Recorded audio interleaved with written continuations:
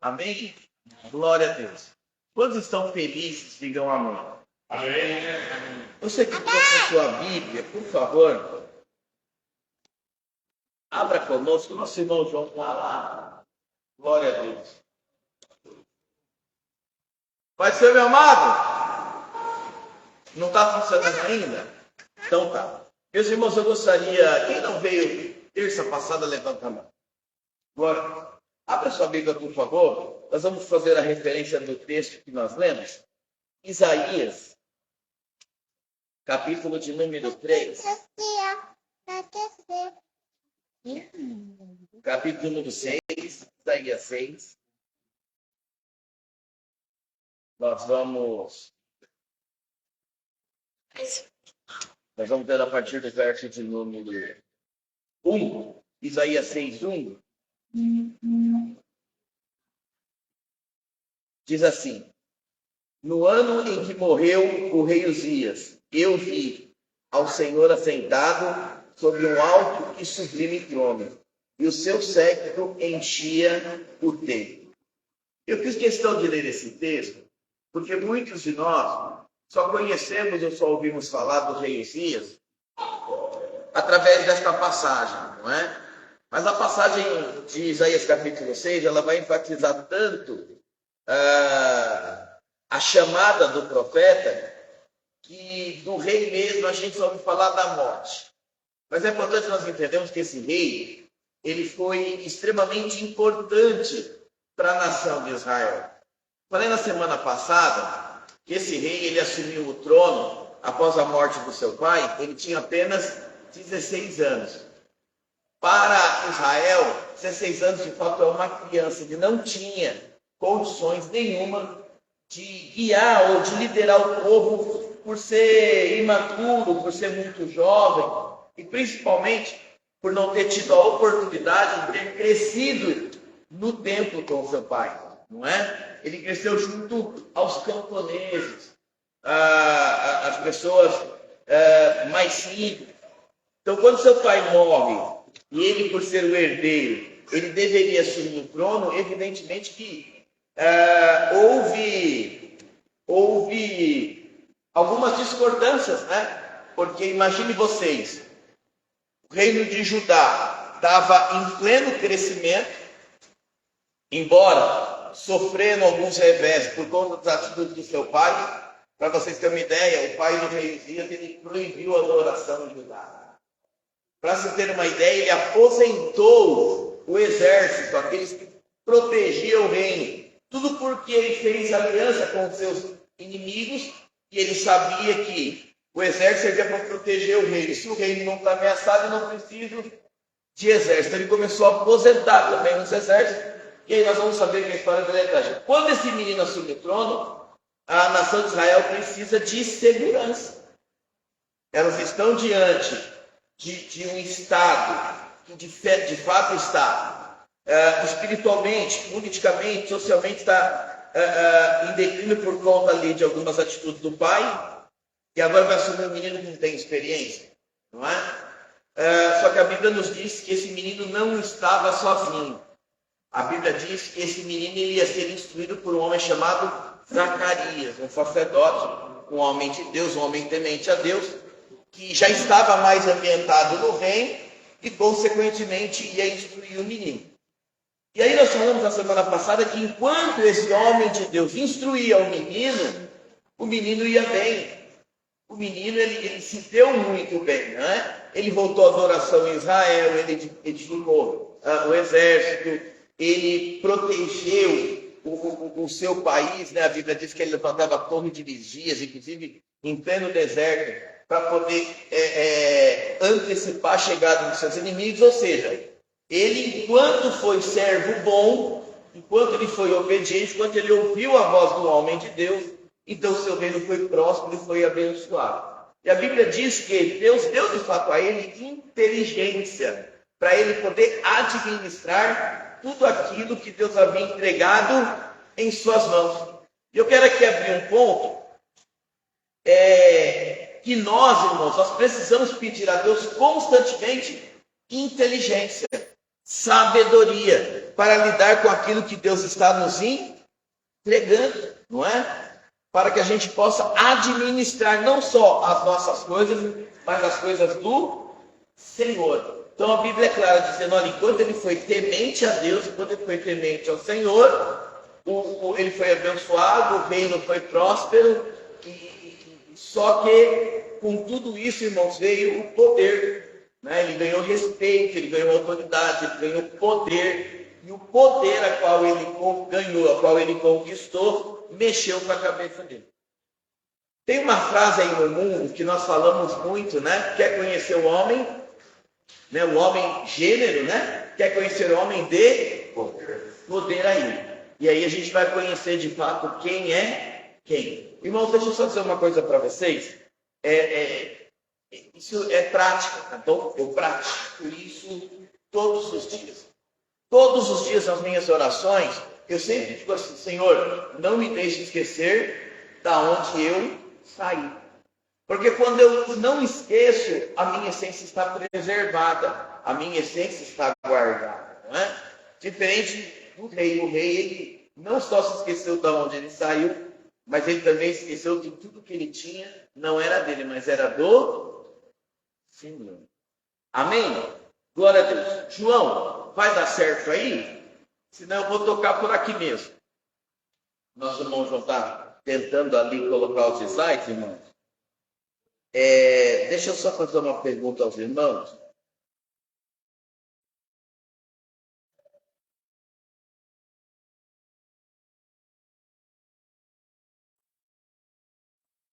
Glória a Deus.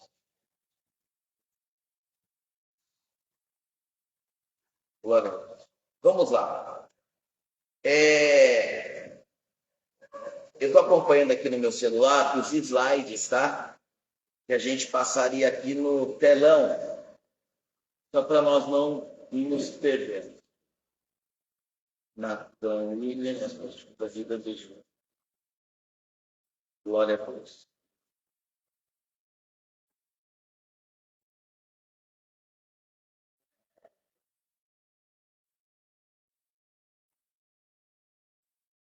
Vocês vão ver.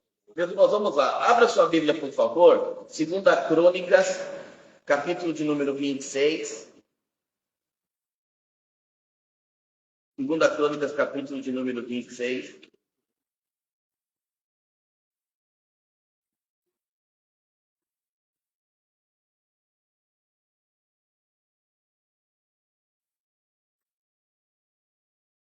Nós fizemos na aula passada uma leitura do versículo 9 até o versículo de número 23.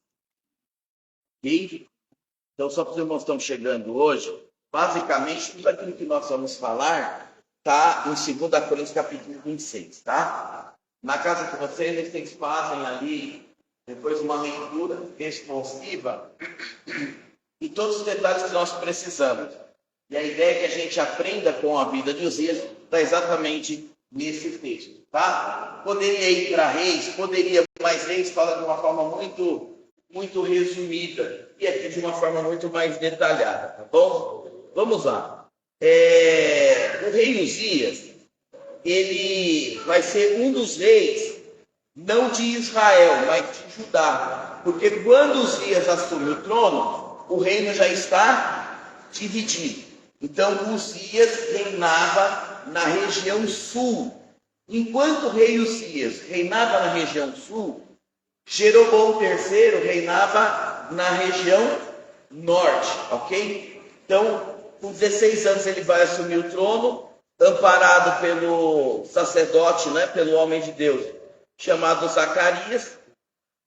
Ele vai ser, irmão, o segundo rei mais longevo, ou seja, ele é o rei que fica no trono durante 52 anos aproximadamente. Ele vai perder só para Manassés, que ficou 55 anos. É importante que nós saibamos também que o rei Uzias, ele é descendente da linhagem de Davi. Deus, uma certa feita, olhou para Davi e disse assim: olha, Davi, eu te escolhi, eu te amo, você é como meu segundo coração, e eu tenho uma promessa de Deus para a sua vida. Qual é a promessa? Que a sua linhagem jamais sairia do trono de Israel. Então é uma promessa incondicional. Deus está dizendo assim, ó, eu vou fazer e ponto. Já para o reino do norte, essas mesmas promessas, ela foi condicional, enquanto esse povo fosse obediente ao Senhor. E a Bíblia vai dizer então que no reino do norte teve aproximadamente 20 reis, e a maioria deles foi mal aos olhos do Senhor, e é por isso que no reino do norte trocava-se de dinastia. Todo mundo sabe o que é dinastia aqui? Quem não sabe o que é? Dinastia, todos sabem. Então, o reino do norte, irmãos, diferente do reino do sul, teve várias dinastias de reis, várias famílias no comando do reino do norte. A Bíblia vai dizer que teve reis, por exemplo, que durou 6 dias. Por que 6 dias? Porque o reino era tão cobiçado, eles queriam tanto poder, que um matava o outro, um tomava o reino do outro. Eu não gosto muito de indicar série, não. Mas tem uma série na TV, embora tenha muitas cenas obscenas, né? Cenas que não é legal para o cristão, mas tem um filme chamado Game of Thrones, que fala da guerra dos reis antigos. Quando você vê esse tipo de série passar, é exatamente o que acontecia aqui no Reino do Norte. Era um rei tomando o reino do outro. Eles faziam uma aliança para destruir um reinado. Após esse reinado ser destruído, essa aliança era desfeita e um ia tomando o que era do outro por direito. Diferente de Judá, que permaneceu durante um período todo com o mesmo reinado, com a mesma linhagem de rei. No caso, Davi e Salomão, Roboão e por aí vai, tá? Então, quando alguém te perguntar qual foi os reis que mais ficaram no poder no Reino do Sul, Uzias e Manassés, de 55 anos, tá? Então, Judá teve Roboão, Asa, Jeroão, Joás, Uzias, Acás, Manassés, Josias, Joaquim e Zedequias. Aí você vai ter Abias, Josafá, Acasias, Amazias, Jotão, Ezequias, Amon, Jocás e Joaquim. Tudo isso que eu estou falando, irmãos, eu vou mandar para vocês no vídeo, tá bom? Porque aqui é uma ideia só, dá uma pincelada mesmo, tá? Azarias, ou Uzi, é importante nós sabermos, em alguns lugares da Bíblia você vai ver o nome Uzias. Em outros, você vai ver o nome Azarias, é o mesmo rei, é a mesma pessoa, tá? E quando você vai ler lá em Reis, você vai ver que é a mesma pessoa. Uma coisa importante, irmão, nós, brasileiros, quando a gente vai colocar um nome no nosso filho, a gente escolhe o nome que mais nos agrada, sim ou não? A gente não está muito preocupado com o significado do nome, nós não temos esse hábito. Mas o povo ocidental, ele tem esse hábito de colocar o nome de acordo com o que ele está vivendo. E a Bíblia ainda nos orienta que teve profetas que não teve nem direito de colocar o nome que bem quisesse. Eu acho lindo isso, irmãos. Por quê? Porque eu vejo nos dias de hoje, as igrejas, de uma forma geral, está cheio de profetas, sim ou não? Só que os profetas da Bíblia Sagrada não faziam a sua própria vontade, faziam a vontade do Senhor. E hoje a gente vê que os profetas, na verdade, fazem a própria vontade. Por quê? Porque existem certos lugares, por exemplo, que precisa de profeta que ninguém vai. A Bíblia diz que Oséias, por exemplo, quando ele casou com Gomer, ele não teve direito de escolher o nome dos próprios filhos. Por quê? Porque Deus, ele usa a situação, não é, de alguns profetas, a respeito da vida de alguns profetas, para relatar o que está acontecendo na nação de Israel. Por exemplo, Deus ele queria dizer para o povo que a nação de Israel espiritualmente estava apodrecida. Aí o que Deus faz para mostrar que a nação de Israel estava apodrecida? Ele vai chamar o profeta Jeremias e vai dizer assim: Jeremias, o que você tem aí? E Jeremias estava com um cinto, e a gente vai dizer: Senhor, eu tenho um cinto. Ele vai dizer assim: então vai, enterra ele, não é? Um cinto de cobre, enterra o cinto, Jeremias é obediente, o que ele vai fazer? Ele enterra o cinto. Porque o cinto, irmãos, representa a identidade da pessoa. Se eu fosse o sacerdote, eu usava um tipo de cinto. Se eu fosse o profeta, eu usava outro tipo de cinto. Então, representava a autoridade ou a identidade que a pessoa que faz uso do cinto tinha. Então, Deus diz assim, ó, enterra. Aí Jeremias vai lá e enterra. Só vai passar o tempo, Deus vai dizer assim, Jeremias, vai lá e desenterra. Quando Jeremias desenterra o cinto está deteriorado, não é? A terra vai destruir, vai comer aquele cinto. E aí Deus vai dizer assim, ó, tá vendo esse cinto aí? Como é que está a situação dele? Está estragado, está apodrecido. Assim está a nação de Israel. Então Deus usava demais, sabe? Usava nome dos profetas, Deus usava demais a situação a qual o profeta estava vivendo para poder falar com o povo. Com Uzias não foi diferente. Uzias agora vai assumir o trono de Israel e alguém vai dizer assim, quem que vai assumir o trono? Uzias. Quem é Uzias? Por que as pessoas fazem essa pergunta? Porque não conhecia, porque ele não vivia no palácio. Os historiadores dizem que ele vivia fora do palácio. O seu pai, com algumas ideias mirabolantes, afastavam as suas famílias, né? E aí Deus vai levantar esse homem. Quando alguém pergunta quem é, porque não conhecia, e aí eles vão falar, olha, é Uzias. E qual é o significado do nome de Uzias? Jeová é a minha força. Então, Uzias, quando vai se apresentar, ele está dizendo assim, ó, eu sou o novo rei de Israel. Mas sozinho, eu sei que eu não chego a lugar nenhum. Sozinho, eu sei que nós não vamos fazer o reinado prosperar. Mas Deus é a minha força. O que ele está querendo dizer? Eu não tenho condição. Mas Deus tem. Porque é Ele quem vai nos fortalecer. É Ele quem vai nos ajudar. É Ele quem vai nos auxiliar. E deixa eu já abrir, irmãos, aqui, um parênteses para poder dizer para vocês aquilo que o Espírito Santo está dando para nós. Escute só, tem guerras, tem batalhas, que elas até se apresentam diante de nós. Mas nem todas as batalhas são para nós guerrearmos. Existem algumas batalhas na nossa vida que Deus simplesmente permite para ver a nossa atitude. Qual será a atitude dele diante da batalha? Qual será a atitude dele diante da guerra? E é muito importante nós entendermos que todas as batalhas na nossa vida que a gente está enfrentando, ou que a gente vai enfrentar, quando apresentada para o Senhor, nós precisamos ter esse discernimento. Senhor, essa guerra é minha. Essa guerra é para mim batalhar. Eu preciso entender. Como é que você vai entrar numa guerra, irmão, sem estar preparado? Como é que você vai para uma batalha sem saber o que você vai enfrentar? De repente eu chego para vocês aqui e falo assim, ó, está estourando uma grande guerra e a gente precisa de você.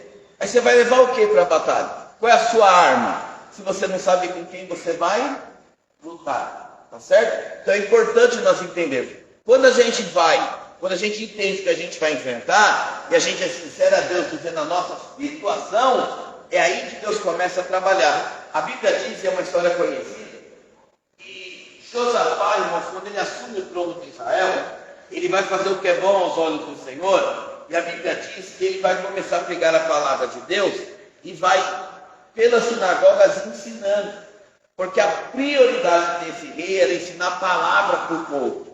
Porque ele sabia que o povo só perecia porque não tinha conhecimento. Então o que ele faz? Ele pega os sacerdotes, ele pega os líderes e diz assim, vai e ensina essa palavra. Bota o povo em consagração, bota o povo em jejum. E todas as vezes que a gente se propõe a buscar a Deus, o inimigo se levanta, sim ou não? Só que aqui com Josafá, irmãos, o inimigo foi muito mais astuto. Por quê? Porque não levantou um inimigo, levantou 3 grandes nações para poder destruir Josafá. E sabe o que eu acho engraçado, doutora? Que assim, os 3 inimigos que se ajuntaram para enfrentar Josafá, também é inimigo entre si. Então perceba, irmãos, que às vezes as pessoas vão se ajuntar só para tentar te destruir. Desculpe, irmãos, eu tenho que falar porque Deus está dando. Assim, eles não se falam, eles não se gostam, eles não se aceitam, eles não caminham juntos. O pensamento é diferente, mas agora para destruir o homem de Deus. Então vamos se ajuntar e vamos se destruir. Josafá entendeu que essa guerra ele não tinha condição de vencer. Por quê? Porque ele não tinha nem soldado, nem armamento bélico necessário para isso. E ele, sabendo disso, o que vai acontecer? Se ele não tem condições de ir para a guerra, ele tem condições de ir para o joelho. Aí a Bíblia diz que ele vai orar, e a oração dele é linda. Ele vai dizer assim: Senhor, eu não tenho condição de vencer essa batalha. O Senhor conhece a nossa história. E outra, essa terra que eles estão querendo invadir não é minha, é sua. Olha que oração. Senhor, eles estão querendo tomar, não é o que é meu, eu não tenho nada aqui. Eles estão querendo tomar o que é do Senhor. Aí eles vêm, tomam, bagunçam o reinado. O que as pessoas vão falar do Senhor? Esse rei não é inteligente. Ele está dizendo para Deus assim: Senhor, olha, o Senhor me colocou aqui para liderar, mas isso aqui é teu. Se eu perder a batalha, não sou eu que serei envergonhado, é o seu nome que será envergonhado.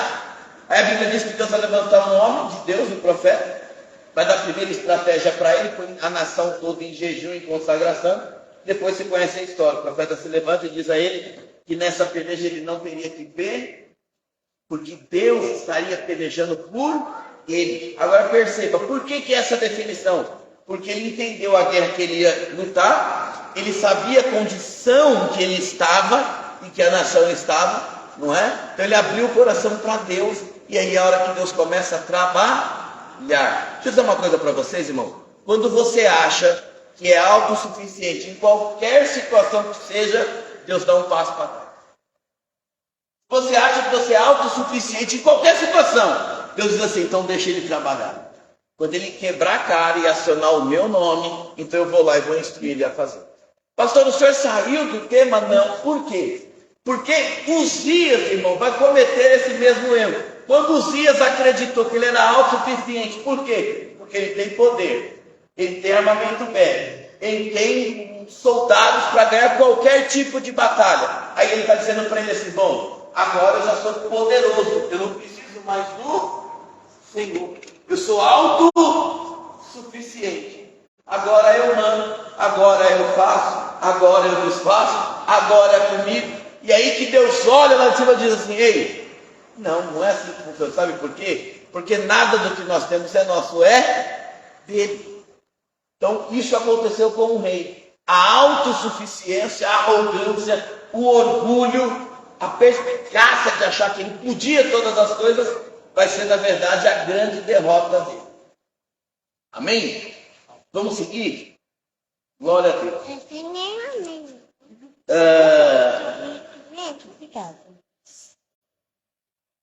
Vamos lá. Eu fiz uma leitura com vocês e falei para vocês que o rei Uzias, ele era um homem muito inteligente. Quando ele assumiu o trono, eu disse para vocês que ele encontrou um reinado com um exército totalmente deteriorado, ok? Os soldados deles não tinham, na verdade, capacidade de proteger o reino, e ele é um moço inteligente. A Bíblia diz que ele é observador, sabe? Vou falar uma coisa para vocês, irmão. Na vida, as pessoas observadoras, aquelas que mais observam do que falam, certamente eles terão condições de fazer ou de realizar alguma coisa melhor do que aqueles que simplesmente fazem por fazer. Ele era observador. Então o que ele vai observar? Vai observar que o reino dele é desprotegido. Por quê? Porque ele não tem turno de vigia. Não tem ninguém que fique na torre de vigia para poder antecipar um ataque iminente. Então o que ele faz? Olha, eu tenho que construir uma torre de vigia. Só que os reis normais construíam a torre de vigia onde?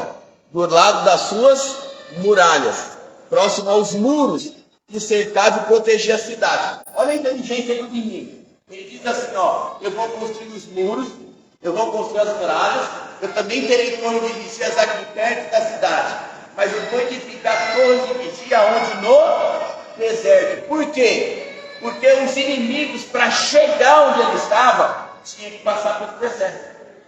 Então, as torres de vigia serviam para quê? Para alertar. Significa que ele era um moço que ele tinha muita vigilância.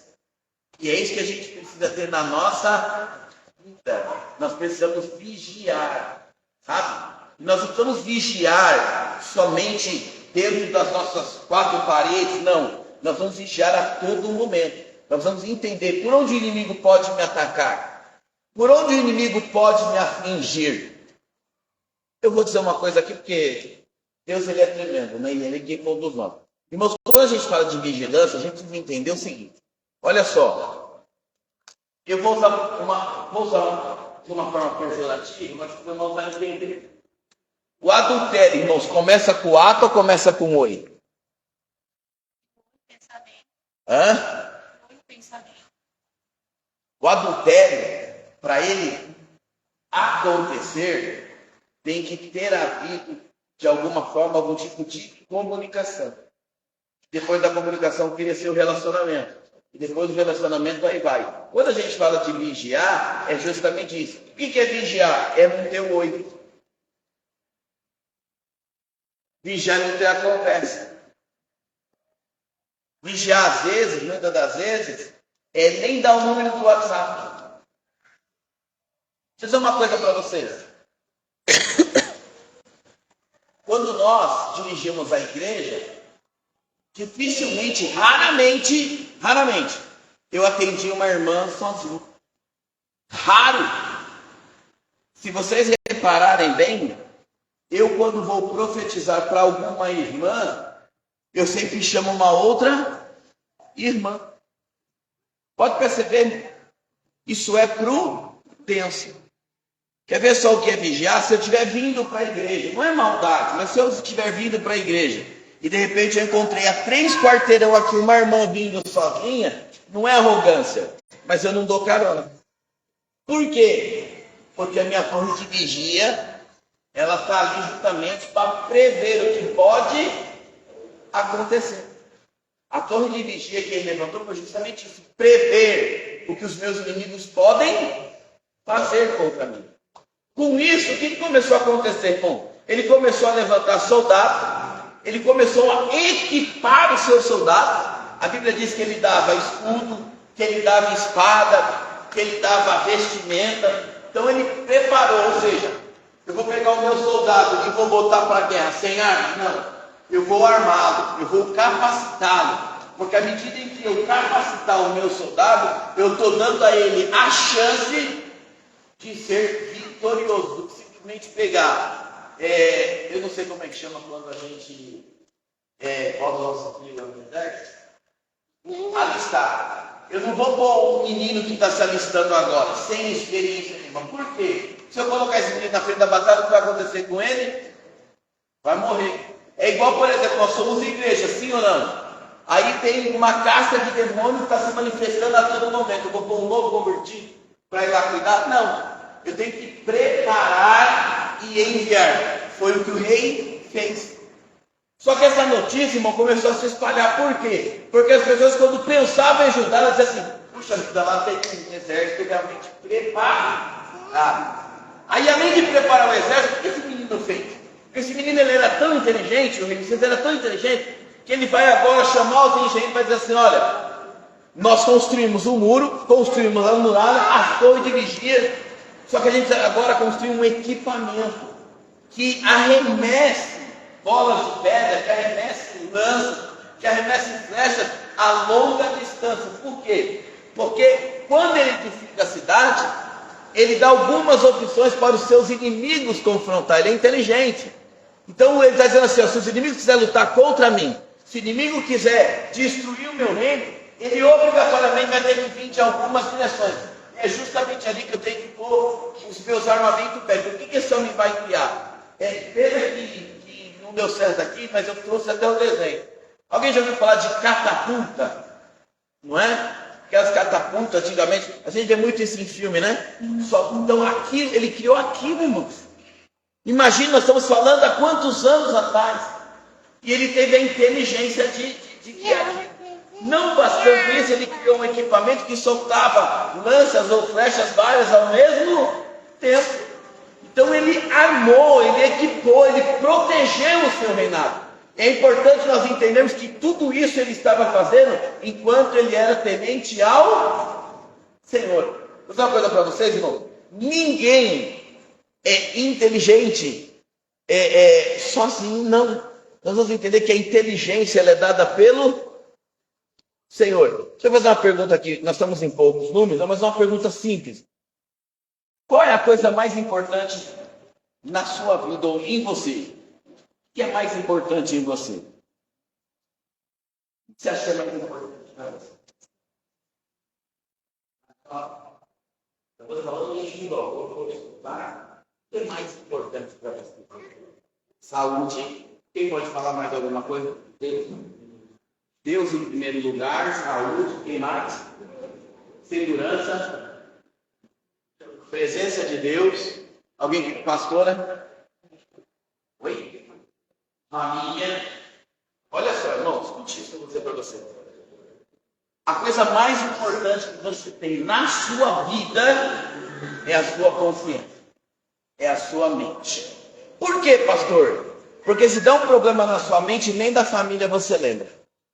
Se der um problema na sua consciência, você não vai saber nem quem é Deus.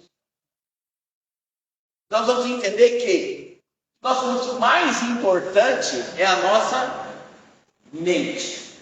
Agora, quem é que guia ela? Deus. Então esse rei sabia que sem Deus ele jamais teria intelecto, sabedoria para poder construir o que ele construiu. Sabe o que a Bíblia diz sobre sabedoria? Ela diz assim, ó, quer sabedoria, irmão Marlon? Quero, então peça a Deus. A Bíblia está dizendo literalmente isso. Eu quero sabedoria, peça a Deus. O que a palavra está nos dizendo? Que a única pessoa que tem condições de entregar a você sabedoria é o Senhor. Só que Ele não te dá a receita. Ele só diz, ó, peça a Deus. Só que Ele não diz como pedir. Aí o outro texto vai dizer assim, ó, a gente não recebe as coisas que pedimos mal. Alguém já fez essa pergunta, o que é pedir mal? Pedir direito. Eu sou filho. Eu já pedi um monte de coisa para o meu pai.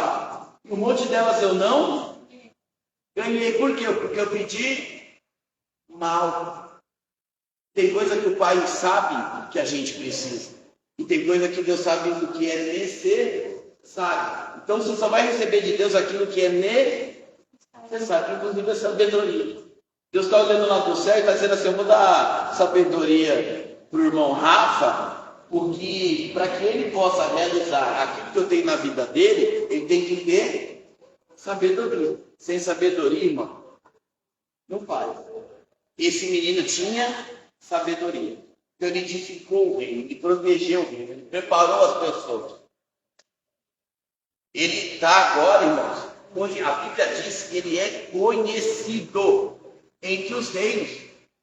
Todo mundo ficou sabendo quem era esse moço. Todo mundo respeitava. Todo mundo tinha medo dele. Todo mundo tinha temor dele.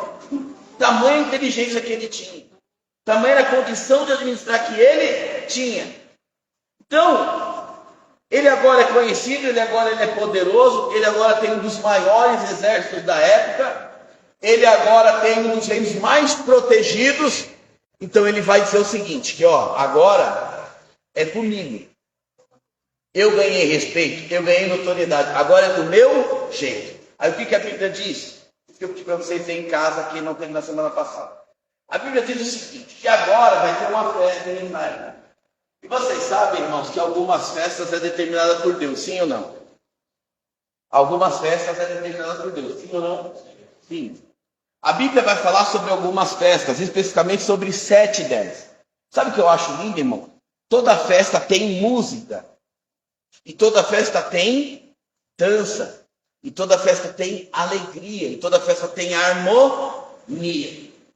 E todas as festas, nós temos diversas festas que é bíblica, que é ordenança de Deus. Cada festa representa um tempo.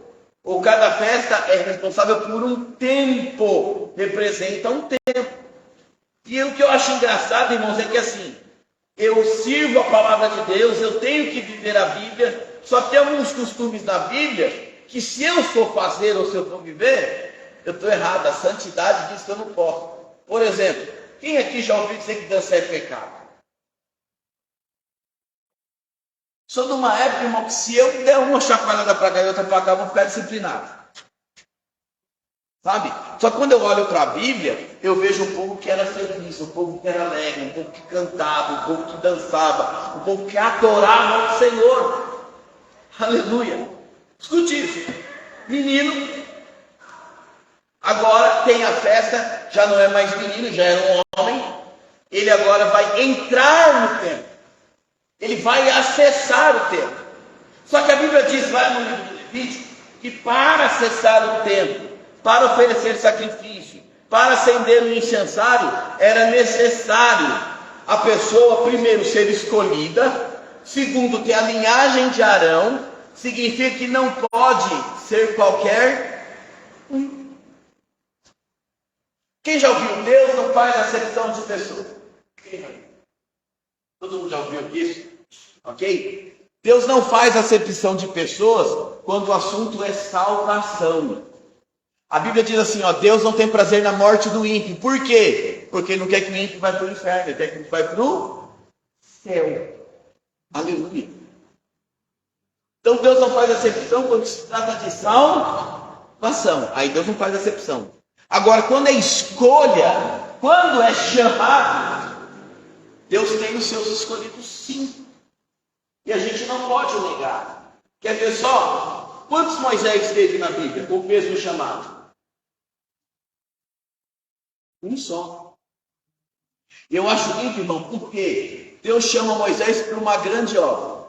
Aí Moisés não pode fazer a obra sozinho. Por quê? Porque a obra de Deus, irmãos, é impossível que a gente faça ela sozinho. Por isso que a gente precisa dos oficiais, que a gente precisa dos obreiros, que a gente precisa de homens e mulheres dispostos a fazer a obra. Só que Deus escolheu Moisés. Moisés agora vai escolher algumas pessoas para ajudá-los. Só que mesmo Moisés escolhendo, a gente precisa entender que Deus precisa confirmar. É por isso que às vezes você ouve a gente dizendo assim, olha, pastor José já usou esse termo. Irmãos, eu orei e Deus me mostrou fulano de tal para estar em tal posição. E é assim que acontece. Por quê? Porque quando a gente escolhe alguém, irmão, nós vamos para o joelho para que Deus possa confirmar. Deus confirmando, então a obra começa a ser realizada. Mas tem coisa que só Moisés vai fazer. Tem coisa que Arão vai fazer. Tem coisa que Miriam tinha que fazer. Eu acho lindo isso, irmão, porque olha só, a Bíblia diz que Miriam, em algum momento da travessia do Mar Vermelho, não é? Ela vai dançar, ela vai lá no Espírito, mas você vai ver que em algum momento ela vai falar mal de Moisés. E quando ela fala mal de Moisés, a Bíblia diz que vai acontecer com ela? Ela vai ficar leprosa. Porque ela não estava falando de Moisés irmã. Ela está falando de Moisés, homem escolhido pelo Senhor. Irmãos, muito cuidado quando a gente vai falar de um líder. Muito cuidado. Olha a nação de Israel nos dando um dos maiores ensinamentos concernente a quando você não concorda com alguma coisa dentro da instituição religiosa. A Bíblia diz que a nação de Israel ela vai agora fazer, sabe o que, irmãos? Orar. Porque ela não reclama para o vizinho, ela reclama para o Senhor. Ela não reclama no Facebook. Ela dobra os joelhos e fala com Deus. Então a nação de Israel ela está olhando para a família sacerdotal de Eli, Ofni e Finéias, e está vendo eles transmitindo no templo. Só que você percebe, em nenhum momento vai aparecer eles indo lá reclamar ou falar mal. Não. A Bíblia diz que eles vão se ajuntar e vão falar com quem? Com Deus. Dizendo, olha Senhor, aleluia. Perceba a diferença, né? Tem alguma coisa que está acontecendo que não é do seu agrado? Tem, pastor. Então ore a Deus. Então fale com o Senhor. Amém? Vamos voltar aqui. Uzias então vai ter a festa. Uzias ele vai querer oferecer algo que ele não foi chamado para fazer. Ele vai querer acender o incensário. Então ele, para acender o incensário, irmãos, ele precisa entrar. Ele precisa passar pelo átrio, pelo santo e pelo santo dos santos. Tabernáculo ele é dividido em 3 etapas. Átrio. Quem pode entrar no átrio? Qualquer um. Por quê, pastor? Porque o átrio, irmãos, é o lugar onde as pessoas levavam os nossos sacrifícios. Então o átrio é um lugar aberto a todos, a qualquer um. Aí a Bíblia vai dizer então que no tabernáculo, depois do átrio, tem um lugar chamado santo. E quem pode entrar nesse lugar? Só os sacerdotes. Eu acho lindo isso, por quê, irmão? Porque assim, eles têm o direito de entrar, mas eles têm que esperar a sua vez. Eles têm que esperar o sorteio. O sorteio, irmão, diz a história que eles ficavam no templo 6 meses. Eles faziam a obra a cada 6 meses. Eles tinham a oportunidade de entrar ali, não no Santo dos Santos, no Santo. A cada 6 meses, se eles fossem sorteados. Você já pensou se fosse hoje? Já imaginou se fosse hoje? Nossa, só vai pegar de 6 em 6 meses. Você só vai ficar escalado de 6 em 6 meses. O que você acha que ele não faria? Eu vou sair dessa igreja, porque essa igreja não me dá oportunidade. Eu vou para outra. Aleluia. Estou falando de Bíblia, irmão. A Bíblia é assim. Quer ver só? Eu gosto de usar esse exemplo. Imagine você chega para cultuar, pastor Jair. Você chegou para cultuar, quando você chegou lá na porta, tem um obreiro lá na porta. Aí o obreiro vai olhar para você, senhor. Ele vai começar a examinar a sua vestimenta. Ele vai falar para você, vira aí. Deixa eu ver se tem alguma marca. Deixa eu ver se tem alguma mancha. Fiscal do templo. Aleluia. Se tiver alguma marca, não entra. Já pensou se tivesse um fiscal do templo hoje, irmão? Lá na porta, fiscalizando o seu jeito de estar, seu jeito de ser, seu jeito de se portar como cristão. Já pensou estar um obreiro lá e você chega ali, feliz da vida para cultuar, o obreiro começa a olhar. Não, esse tênis não está agradável, não. Esse tênis não vai entrar aqui, não. O que acontece? O irmão nunca mais volta. Sabe por quê, irmão? Porque a gente, infelizmente, nós ainda hoje, mesmo com todo o conhecimento bíblico, mesmo com todas as oportunidades que Deus dá, nós ainda só fazemos aquilo que a gente acha que é certo, a gente acha que é correto. Meu pai, meu falecido pai, nas Assembleias de Deus, algumas, as mais tradicionais, quando o culto começa, eles fecham a porta de vidro. Se estiver cantando um hino, e você chegar, você só vai entrar na igreja depois que o hino acabar, porque a porta do vidro está fechada. Se tiver alguém falando lá no altar, uma oportunidade, você só vai entrar depois que a oportunidade acabar. É assim que funciona. Meu pai foi numa assembleia.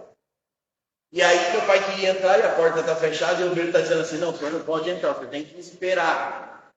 Resumindo, ele chegou para mim e falou assim, não, nunca mais vou para a igreja. Já se viu proibir de entrar na igreja. Sabe qual era o problema do meu pai, irmãos? Falta de conhecimento. Porque as coisas de Deus é séria. Nós precisamos nos apresentar sempre aprovado pelo Senhor. Aleluia. E quando a gente fala assim, nós vamos se apresentar aprovado pelo Senhor, estou falando de vestimento, entende? Não é calça, não é saia, não é nada, não é isso. Isso aqui, ó. Sabe? Puro de coração. Eu venho para a igreja para adorar a Deus. Está acontecendo aqui, no meu momento de culto, não interessa a mim. Eu vim com um único objetivo, com um único propósito. Qual que é o propósito? Adorar ao Senhor. Simão Sirineu saiu do continente africano e ele vai para o templo, porque ele sabia que ele precisava oferecer sacrifício. Era Páscoa. Então ele sai para oferecer sacrifício no templo. Só que no meio do caminho ele encontra Jesus com a cruz. E os soldados vão mandar fazer o quê? Ajuda ele. Ele indignado, irmão. Porque ele está indo para o templo adorar ao Senhor. Já está em vestimenta trajada. Ele sabe que se ele se sujar, ele não entra no templo. Se tiver alguma mancha, ele não pode acessar o templo. Não pode. Quando ele encontra aqui e fala para ele, ó, ajuda Jesus, ele toma um barco. Porque ele sabe que aquilo que ele estava fazendo iria proibir ele de entrar no... O que ele não sabia era quem ele estava ajudando. Aleluia. Ele não tinha ideia de quem ele estava auxiliando. Mas depois ele descobriu. Lá em Atos fala que o filho dele Mas isso é uma outra história. Amém? Então, o rei Uzias não podia entrar no templo. Aí a Bíblia diz que ele vai fazer o quê? Ele vai entrar no templo. E quando ele entra no templo, irmãos, ele quer acender incensário, ele quer oferecer incenso ao Senhor. Aí a Bíblia diz que o sacerdote e mais 80 homens vai correr e vai dizer assim: para, rei, não entra aqui, o senhor não pode. O senhor não pode aqui.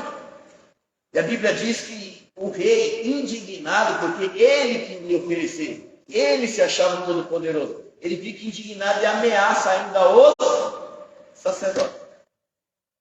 O sacerdote está dizendo: não faça isso. Esse caminho não é adequado, esse caminho não é legal, esse caminho é perigoso. E ele está dizendo: eu vou fazer, e se vocês não me deixarem fazer, eu vou mandar matar todos vocês. Tá bom. Eu sou rei, eu que mando, eu que edifiquei tudo isso daqui. Esse povo que está lá fora, que vai prestar a sua adoração, só está aí porque eu protegi, eu guardei. Quando eu assumi o trono, estava todo mundo arrebentado. Tudo só acontece por causa da minha vaidade entrando no coração do Senhor. E o sacerdote está dizendo: não faça. É um caminho perigoso, cuidado. E ele não dá atenção. Aí a Bíblia, irmão, vai dizer que, mesmo ele sendo avisado, ele vai querer oferecer sacrifício. Eu falei na semana passada sobre o primeiro rei de Israel. O nome dele era rei Saul. Saul, irmãos, ele tinha tudo, todas as oportunidades para ser um dos principais reis de Israel. Foi o primeiro. Deus começou a entregar na mão dele as nações. A Bíblia diz que ele saía para a batalha, ele já era vitorioso, porque Deus era com ele. Só que a Bíblia diz, irmãos, que toda vez que, não quero ser repetitivo, mas acho que é importante falar, toda vez que a gente vai para uma batalha, ou vai resolver alguma coisa na nossa vida, nós precisamos apresentar ao Senhor, sim ou não? A pergunta é: quando você apresenta ao Senhor, você tem paciência de esperar a resposta? Porque uma coisa é a gente apresentar, outra coisa é a gente esperar Deus responder. E é um trocadilho que eu inventei agora, mas a falta de paciência, irmãos, é a causa de nós não conseguirmos, entenda isso, de nós não conseguirmos administrar aquilo que Deus está querendo entregar na nossa mão. Por quê? Porque Saul vai para a batalha, só que ele tem que falar com Samuel. Aí ele chega para Samuel e fala assim: olha, nós vamos para a batalha, vamos ser vitoriosos? Samuel diz assim para ele: olha, deixa eu falar com o meu Senhor, depois de orar a Deus, vamos ver esse sacrifício, e aí se Deus mandar, vocês vão. Só que a Bíblia ela faz questão de dizer que Samuel demorou. Quando Samuel demora, o que Saul vai fazer? Não, já que o menino está aqui, deixa comigo, eu mesmo vou fazer. E aí ele põe a mão onde não era para ele pôr. Ele fez igual o rei Uzias está querendo fazer. A Bíblia diz, irmãos, que ele põe a mão e que ele sacrifica ao Senhor. Quando Samuel chega, vocês conhecem a história, eu acho lindo isso, porque Samuel vai repreender ele, irmão. Samuel vai colocar Saul no devido lugar. Só que a Bíblia diz, depois que Samuel sai, Samuel tinha um coração bondoso. Samuel era pastor. Porque pastor, irmão, pastor é uma bênção. Eu gosto de falar assim livremente, porque eu não sou pastor da igreja. Porque quando eu dava ensino lá na igreja onde a gente presidia, às vezes dava a entender assim: o pastor Ressa está falando isso porque ele é o pastor da igreja. Irmãos, eu estou vivendo uma fase extraordinária. Por quê? Porque o pastor da igreja é o pastor evangélico. Então eu tenho liberdade de falar. Escute isso. Olha só. Nós precisamos entender que tem coisas que é para o pastor fazer. E tem coisas que é para nós fazer. Quem já ouviu aqueles burburinhos assim: nossa, se sou eu faço melhor. Se sou eu, não tomo essas atitudes. Irmãos, se fosse para você ser, não era o pastor Rogério, era você. Eu sou muito simples, objetivo dentro da palavra de Deus. Deus levantou uns para fazer uma coisa e Deus proibiu outros de fazer. Escute só, Samuel era pastor. O pastor tem um coração bom demais, irmão. O pastor tem um coração bom demais. A casa está caindo, irmão, está com uma trinca enorme, vai cair. Aí chega alguém lá e diz assim, derruba, e faz de novo. O pastor vai dizer assim, não, vamos passar uma massa, vamos passar uma tinta. O pastor, irmãos, ele tem o talento de acreditar em quem ninguém acredita. Coração bom. Samuel tem um coração tão bom, que mesmo depois de Samuel repreender Saul, sabe o que Samuel vai fazer? Vai orar por ele. A Bíblia diz assim que Samuel começa a interceder a Deus pelo rei Saul. Sabe qual é a resposta de Deus? Até quando? Até quando você vai ficar intercedendo por alguém que eu já rejeitei? Olha só. Até quando? Vai orar. Sabe, irmão, nós temos que entender que tem coisa que Deus está colocando a mão. Que Deus está tratando. E aí, quando a gente vai pôr a mão, vai tentar ajudar, a gente está tirando a possibilidade daquela pessoa aprender com a situação a qual Deus preparou. O Márcio já conhece a história. Já chorou, Samuel? Já? Entendeu agora? Entendi. Então levanta, enche um vaso de azeite e vai ungir o próximo rei de Israel. Sabe por quê, irmão? Porque ninguém é insubstituível. Ninguém é insubstituível. Ninguém. Nós vamos entender que a obra de Deus, por ser de Deus, por estar no controle dele, quando não quer fazer, o que Deus faz? Simples assim. Aleluia. Eu não sei como ainda tem crente, irmão, que se acha a última bolacha do pacote. Não, porque eu canto melhor, eu canto demais, irmão. Eu faço até chover. Aleluia. Glória a Deus. Esses dias o pastor amigo meu, convidou para pregar, falou, pastor, vem aqui, quebra tudo, arrebenta com fogo. Eu falei, não, irmão, eu sou pregador. Quem quebra é, não, eu não. Aleluia. Vamos seguir. O rei foi avisado. O rei foi avisado para não pôr a mão, sim ou não? Deixa eu dizer uma coisa para vocês. A hora já foi encerrada. O rei foi avisado sim ou não? Sim. Tudo, exatamente tudo o que vai acontecer na sua vida é avisado pelo Senhor com antecedência. Pastor, tudo. E por que, pastor, tem coisas que eu não consegui entender? Você estava despercebendo. Deus fala desde quando nós entramos na igreja, sim ou não? Sim. Quando a gente vem para a igreja, irmão, a gente vem oferecer o nosso culto racional ao Senhor, sim ou não? Sim. Eu só consigo oferecer o meu culto racional a Deus quando o meu foco é único e exclusivo no Senhor. Nada pode tirar o meu foco. Aqui não aconteceu, mas eu já ouvi muitas vezes irmãos falando assim para mim, nosso culto hoje não está legal. Eu falo assim, irmão, será que você não está estragado hoje? Será que a culpa não é sua? Porque eu estava no mesmo culto, irmão. E a sensação que eu tinha é que eu estava dentro do céu. Eu olhei para o lado, não tinha até criança chorando na presença de Deus e só o seu culto estava ruim. Ruim é o ser, miserável. Aleluia! O culto é bom. Nós apresentamos o culto ao Senhor. Eu não venho na igreja para cultuar. Eu só vou cultuar porque eu estou vendo. Não. Aleluia. Entende? Desculpa, mas tem gente que é muito ruim. Tem gente que é muito ruim, irmão. Pode perceber. Às vezes a gente que está aqui na frente, às vezes a gente tem uma visão privilegiada. Sabe, tem gente chorando na presença de Deus. Aí no banco de trás o irmão está sendo curado. No outro banco os casal estão, sabe, se reconciliando. Porque sentiu a palavra penetrando na alma. E tem dois... Fecha o olho, então. Curva a cabeça, ele fica de pé. Irmão, aí ele sai e fala assim, não gostei do culto. Irmão, nossa, é muito ruim. Você é ruim, irmão, desculpa. Sabe, mas é verdade. Aleluia. Oi? Aleluia, no nome de Deus. A gente é assim mesmo, irmão. A gente às vezes, né? Não tem filho. Vamos entender. Jesus termina.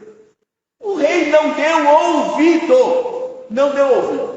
Aí a Bíblia diz que ele, além de ameaçar, ele vai acender o incensário.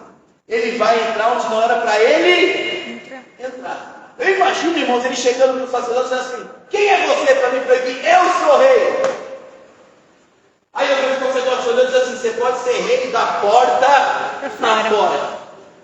Aleluia. Porque quem manda no templo ainda é o Senhor. Aleluia. Aqui quem manda é Deus, não é o homem. É Deus quem manda aqui. Aleluia, Jesus. Então tu pode ter autoridade, poder da porta para fora. Aqui quem manda é o Senhor. Só que a Bíblia diz que ainda assim o que o rei vai fazer? Oferecer o que não podia oferecer. Aí o que acontece, pastor? A Bíblia diz que agora vai acontecer um grande terremoto. A terra vai se abalar. Por quê? Porque agora, irmão, mexendo com o Senhor. Aleluia. Enquanto está mexendo comigo, está tudo certo. Enquanto estão tocando em você, está tudo certo. Agora, quando começam a tocar naquilo que é do Senhor, aí a coisa pega, irmão. Porque a Bíblia diz que Deus é amor, sim ou não? Sim. Mas Ele é justiça. Ele é justo. Aí daquele, irmão, que tentar de alguma forma tocar na tua chamada. Pode tocar em você, mas se tentar tocar na tua chamada, irmão, está frito. A Bíblia diz que houve um grande abalo sísmico. A terra agora está tremendo. Os sacerdotes entendam que isso aí é Deus se manifestando. E a Bíblia diz, irmãos, que quando o tremor passa, alguém vai olhar para o rei e vai ver que o rei agora não é mais o mesmo. Nós vamos ver que o rei agora está tremendo de pavor. Por quê? Porque sobre a face dele, diz a Bíblia, que o Senhor colocou uma lepra. E lepra é sinônimo de pecado, de erro. E por que Deus colocou na face do rei? Porque todo mundo tinha que saber o que aquele rei fez. Você sabia que Deus, irmãos, muitas das vezes Ele se utiliza de exemplos para falar conosco, de exemplos para que a gente faça ou deixe de fazer alguma coisa. Exemplo. E agora ele vai estar com lepra. Aonde? Na testa. Alguns dizem que é no meio da testa, outros dizem que é no canto. O fato é que a lepra estava perceptível. Todo mundo via. E o rei sabia que ele com lepra não podia estar no meio do povo. Por quê? Porque lá em Levítico está escrito que o leproso deve ser separado. Deve ser separado. Agora eles vão pegar o rei e vão separá-lo. Por quê? Porque agora ele está com lepra. E com lepra ele não pode reinar. A Bíblia vai dizer que o filho dele vai assumir, vai tocar o reinado, enquanto ele está afastado, num lugar separado. E sabe o que a Bíblia diz, irmão? A Bíblia diz que ele morreu triste e sozinho. Sabe por que ele morreu triste e sozinho? Porque ele deixou o orgulho tomar conta do coração dele. A soberba. Porque ele deixou, irmão, ou melhor, porque ele perdeu a essência que estava dentro dele. Morreu solitário, triste, magoado. Deixa eu dizer uma coisa para vocês. Eu falei na aula passada e encerro falando sobre isso. Que a lepra, hoje ela é conhecida como hanseníase, não é? E a hanseníase eu ensinei aos irmãos para que a gente possa identificar quem tem esse tipo de enfermidade. Eles esquentam o local das feridas. Por quê? Porque quem tem lepra ou quem tem hanseníase não sente, não tem sensibilidade na pele. Não sente. Então se eu esquentar uma chapinha de aço e colocar sobre a pele de alguém que esteja leproso, ele não sente nada. Não sente nada. Absolutamente nada. E posso falar uma coisa para vocês? Talvez não seja para vocês, talvez seja para quem está gravando. Vou falar igual a pastora falou. Fala isso num domingo. que tem de crente com lepra na igreja, irmão, não sente mais nada.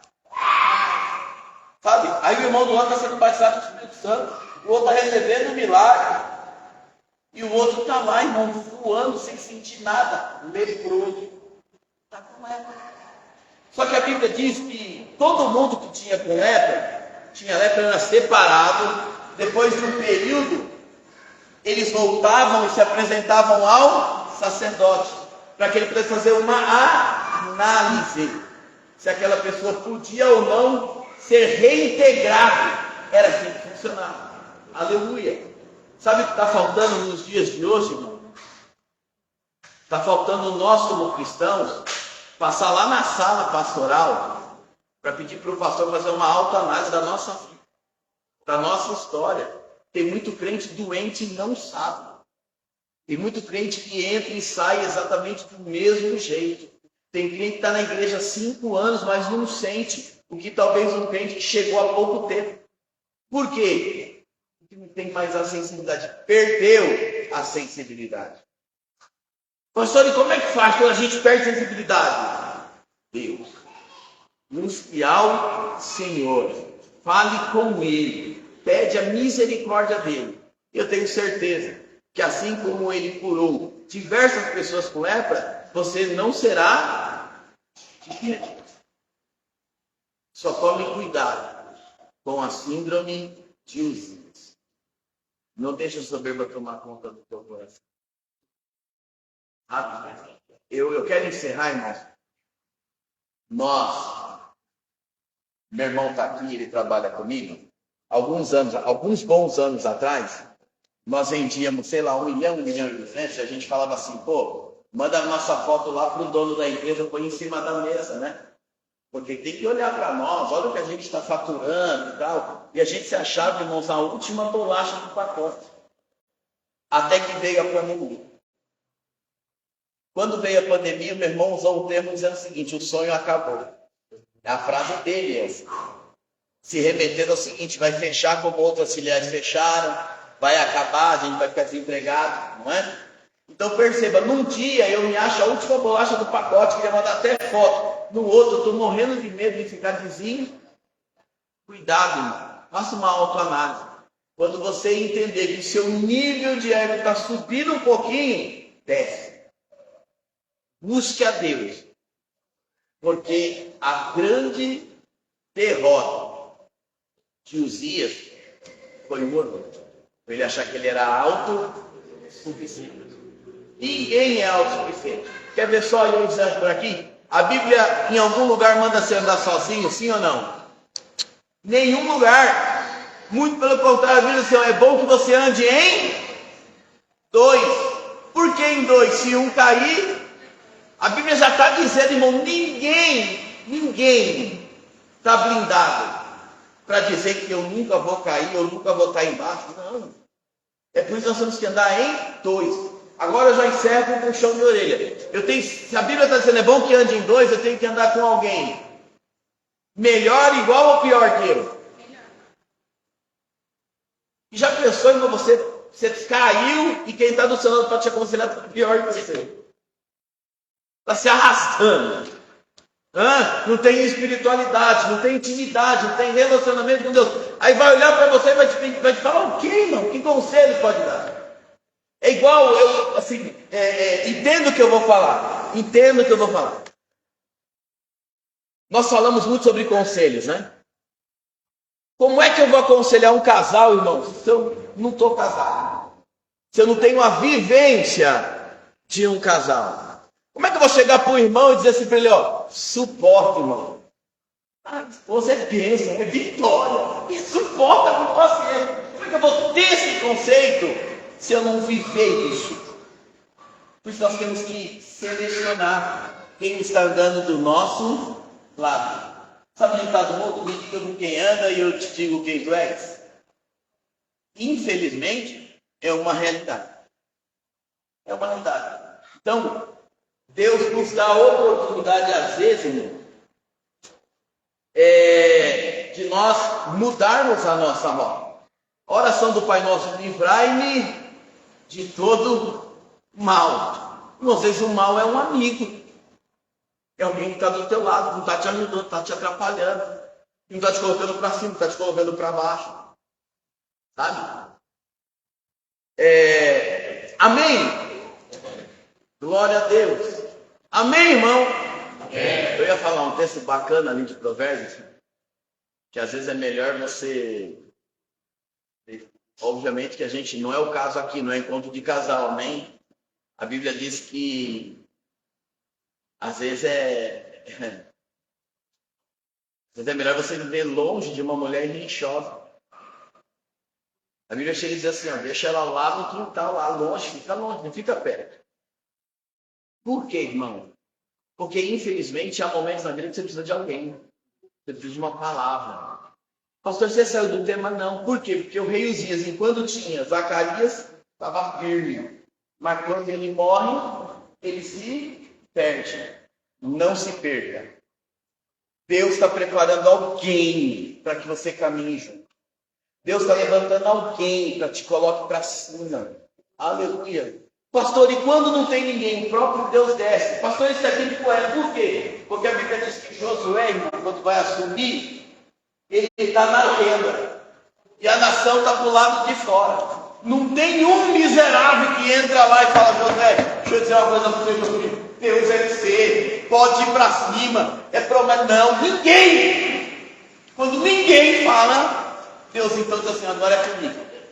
Ele desce, ele vai olhar na batuta dos olhos e vai dizer assim, eu sou contigo. Não te disse eu, esforça-te. Aleluia. Amém? Não vamos deixar de forma nenhuma a síndrome do rei Uzias destruir a nossa chamada. Amém? Glória a Deus. Minha filha está dizendo que é para mim tomar cuidado, senão a mesa pode quebrar. Aleluia. Glória a Deus. A mesa não aguenta. Não é porque eu estou pesado, não. Né? Entendi. Glória a Deus. Amém, meus irmãos? Se os irmãos tiverem alguma dúvida, por favor, nos procurem, nos acione, tá bom?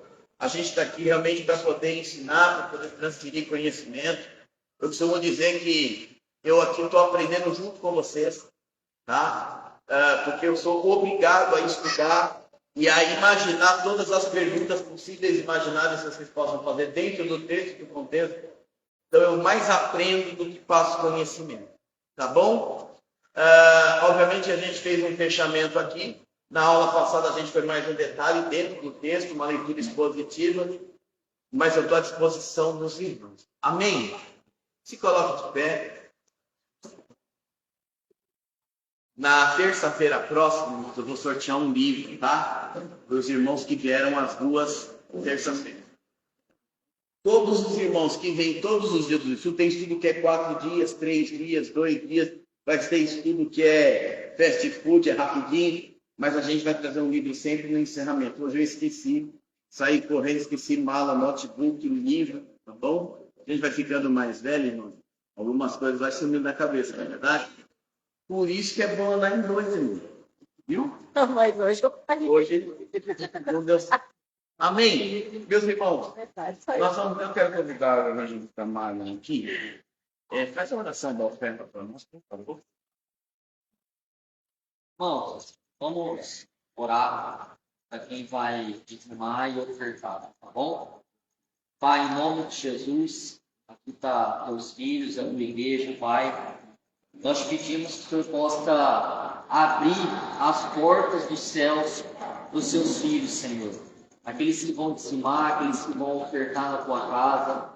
Pai, em nome de Jesus, aqueles que não têm condições, eu profetizo, Pai, sobre a vida de cada um deles, que eles vão ter na próxima semana, no próximo culto. E eu te peço, Senhor, não deixe faltar nada para os seus filhos, na casa deles, em todas as áreas da vida deles. Não deixe faltar nada, em nome de Jesus. Amém. Amém. Glória a Deus. Meus irmãos, você vai ofertar dizimar? Pode vir aqui à frente. Permaneçam de pé, eu vou dar só os recados rapidinho. A quinta-feira nós teremos mais um culto aqui. Irmãos, Deus tem sido tão bondoso conosco. Deus tem usado o pastorzinho Ramon de uma forma tão poderosa, com uma mensagem tão impactante. Você não pode ficar de fora. Venha em nome de Jesus, tá bom? Sexta-feira, o vôlei já está confirmado. Sexta-feira o vôlei está confirmadíssimo, viu? Eu não vou estar presente, mas vai estar confirmadíssimo. O professor Rogério estará lá dando aula, não é? Cobrando dos irmãos. Eu amo